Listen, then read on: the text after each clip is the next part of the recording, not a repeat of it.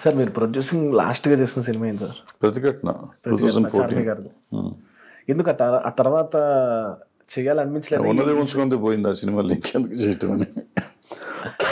ముందు కూడా కొన్ని దెబ్బలు తగిలాయి, బట్ మీరు చేస్తున్నాం. ఇంకా తగిలించుకోవడానికి బాడీలో ప్లేస్ లేదు, అయిపోయింది.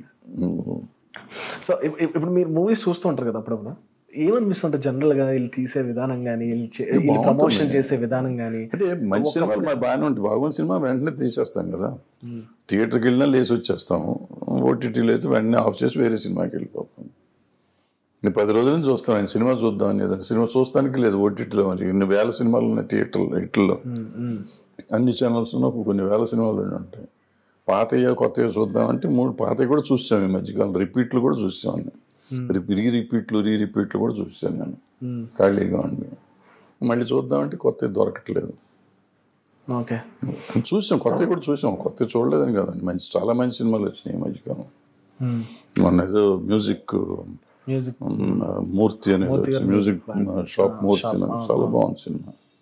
ఇట్లా చాలా సినిమాలు వచ్చినాయి మంచి. మహారాజా అని ఒకటి వచ్చింది. అన్నీ అయిపోయినాయి. ఇంకా పుట్టక 3 రోజులు అయిపోతాయి. పొద్దున మొదలైతే సాయంత్రం 3 సినిమాలు అయిపోయాయి. నెక్స్ట్ డే ఏంటి మళ్ళీ అర్థం కాదు.